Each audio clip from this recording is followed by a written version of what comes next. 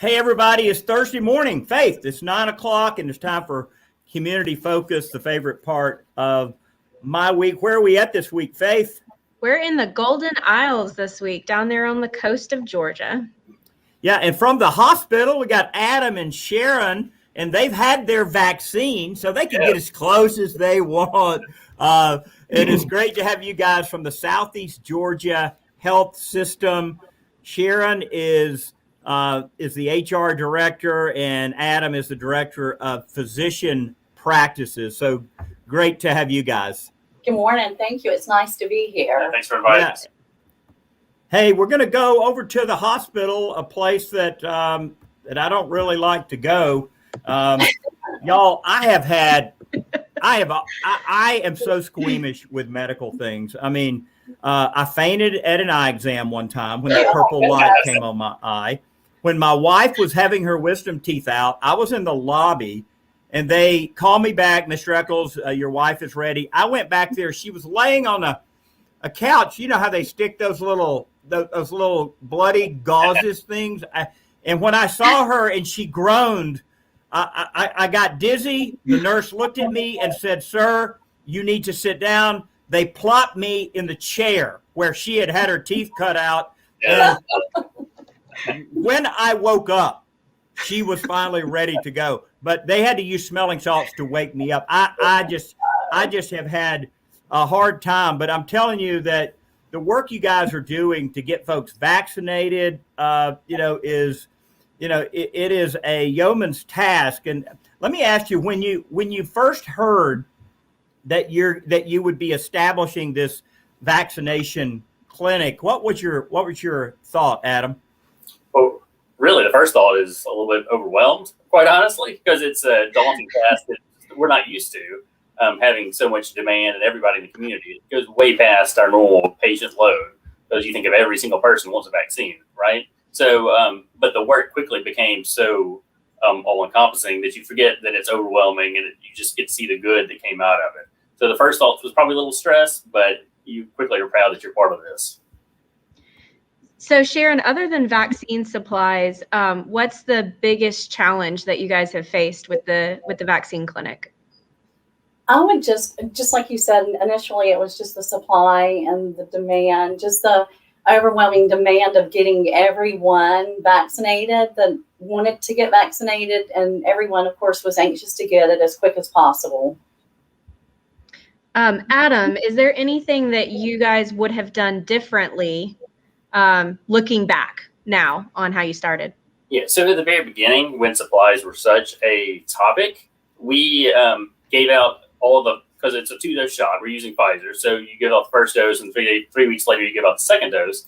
And we gave all our first doses on the promise that we were going to get the second doses, which led to some sleepless nights watching the tracking, see if all of our supplies would get here. And one time they didn't. We had the winter storm that affected the South, which affected shipments. And then all of a sudden we had to delay about 700 appointments. So maybe we would do that a little bit differently, but we ended up getting people vaccinated as quickly as possible doing it that way. But, it led some stress to Sharon and I doing it that way. Some sleepless nights. Exactly. So what has the leadership of the hospital, of the Southeast Georgia Health System, what have they done to support you and to support the clinic? The leadership has been tremendous. Mike Chernak, our CEO, has been very instrumental in leading the charge so that we could get everyone that wanted to get vaccinated quickly and in a timely fashion. Yeah. And if we ever wanted to take a break, Mike reminded us that we didn't need a break. That's right. It was just to get it out as soon as it came in. Yes. That's helpful to be reminded that you don't actually need rest. So how many vaccinations has the clinic done to date? To date, we have done over 25,000 vaccinations. Wow, that's fantastic. And how did you identify people to call for the vaccine? Yeah, the good thing, we have a lot of physician practices here. So at the beginning, we reached out to the vulnerable populations. So our oncology patients, our cardiology patients, pulmonary patients, those that end up in our hospital with COVID. So we targeted those patient populations first. So we were able to get them in before we opened it up to everyone, which we were able to do about 3 or 4 weeks later. Interesting. And how has your response from the community been regarding getting vaccinated? I would say the response from the community has been overwhelmingly positive. Everybody's excited about being able to stay close to home and get vaccinated in a timely fashion. And just, it's almost like a sense of relief once they do come in and receive their vaccine. They just feel safer and like they're more protected and doing their part to help end the pandemic. Mm-hmm.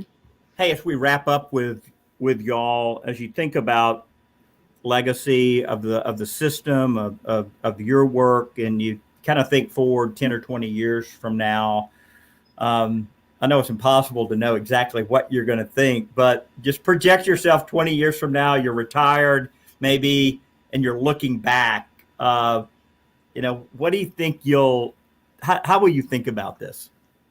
Yeah, I mean, really, it's probably cliche, but how the community came together. 25,000 vaccinations. That's 25,000 people, or 25,000 instances where people were so thankful. And just seeing the thanks that they were for us being able to do this, it really has been an impactful thing for those of us that were actually doing it, not only for the patients, but for us as well. So that will be a long-lasting memory for me.